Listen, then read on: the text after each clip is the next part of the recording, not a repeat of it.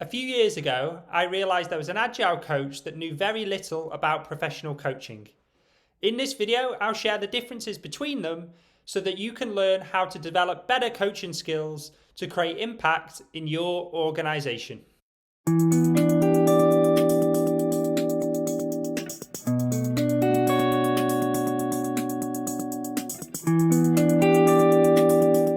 In 2016, I was happily performing the role of an Agile coach. And one evening, I attended a meetup that was on the topic of professional coaching. What I realised from this meetup is that I had a good understanding of Agile, but a very shallow understanding of coaching. This realisation is very common amongst Agile coaches once they start to explore and start to learn about the world of professional coaching. Many Agile coaches have a good understanding of the values, frameworks, and approaches of Agile, but not such a great understanding about the values, frameworks, and approaches of professional coaching. We'll explore in this video the differences between Agile coaching and professional coaching so that you can understand how to learn and develop better coaching skills to create impact in your organization. So let's start with a definition of coaching in general. One of the challenges with coaching is it's a very misunderstood term. It tends to be associated with people telling others what to do. And it also tends to be associated with fixing people that are maybe underperforming or not performing to the level that people expect. They think that coaching is here to try and fix people. In some contexts, this approach can be helpful. However, I found the most effective coaching is very different to what I just shared. I define coaching as an activity that has 3 observable skills. The coaching activity tends to be a conversation that aims to help unlock another person's potential. The 3 skills you can master to create great coaching conversations are active listening, asking powerful questions, and developing self-awareness. This video shares more about my definition of coaching and those 3 coaching skills that you can master. Great Agile coaches and professional coaches share these skills in common. Both of them pursue mastery in those 3 core coaching skills.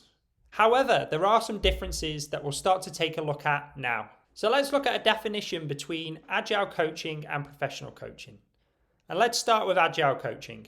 This is a definition of Agile coaching from Lisa Adkins and her book of the same name, Agile Coaching. What you'll notice in this definition is that the combination of both coaching and mentoring is key to a successful Agile coach. Many Agile coaches have experience and knowledge of working in the area where they're helping people or teams. For example, they may have previously been a software developer, a product owner, and been involved in the development of products and software. As a result, it's common that people will seek out their advice and experience to help them with certain challenges. And it's super helpful when people can share good advice and experience. However, there's also a time where that advice and experience isn't quite as good as you think it is, and there's actually a different way that you can help that team or individual. And this is where the part of an Agile coach's role is to use their coaching skills to ask questions and to listen well and help teams and individuals find their own answers. Many Agile coaches also tend to spend less time working on the team and individuals' what I call internal world, on their values, limiting beliefs, and assumptions. A big driver of this is that many Agile coaches are not expected to work at this deeper personal level with people. They're expected to share their advice, work on practical problems teams and individuals might be facing, rather than work with leaders, teams on their underpinning values, beliefs, and assumptions.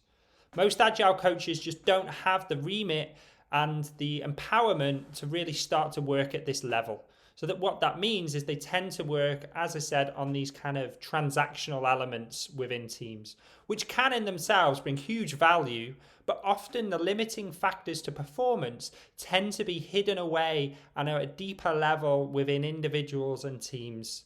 And this is where professional coaching and developing those skills can become really powerful. So let's have a look at professional coaching now.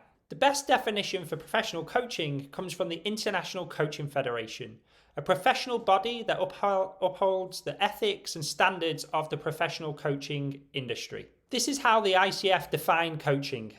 What do you notice about the difference between this definition of coaching and the Agile coaching definition I shared earlier? There's two contrasts that I'd like to highlight. One is that within this definition, there's no mention of mentoring. So professional coaching tends to be less about advice giving and sharing experience. And the coach tends to not have direct experience of the person or team's work. Secondly, professional coaches focus on the whole person, both their personal and professional lives. And that's key to professional coaching, is that often to unlock our performance and our potential, we need to both look at ourselves in the workplace and at home and look at them as an integrated whole. As often our values, beliefs, and assumptions play out in both worlds, and unlocking that performance requires a change to the person regardless of the context in which they operate. There are 8 competencies that the ICF defines for professional coaches. You can find out more about these competencies in this video that shares more detail about them so that you can learn the skills that you need to develop to become a great professional coach. The journey that I took to become a qualified, accredited professional coach was with the International Coaching Federation.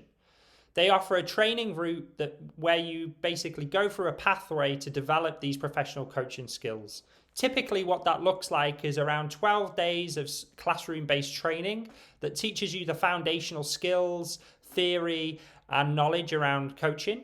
And then what you'll need to do is you'll need to do several hours of coaching to attain your coaching certification.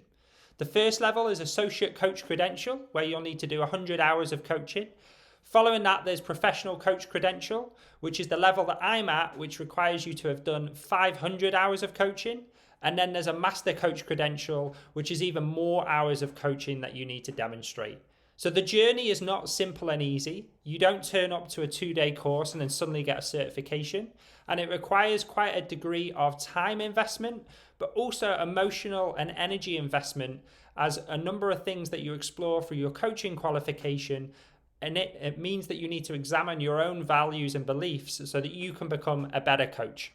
You'll find a link in the description to an article that shares more about my experience becoming a professional coach with the International Coaching Federation, and some tips that you can follow to make this path a little bit easier for you.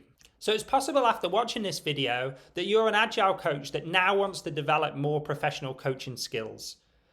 I've got 3 ways you can start to do that now. The first thing you can do to become a better Agile coach is to master those coaching skills I mentioned. Active listening, asking powerful questions, and developing self-awareness. Now, these are skills that you can start to build now without a professional coaching training course or any of those things. Really, what you need to do is focus on developing those skills and start turning them into a habit.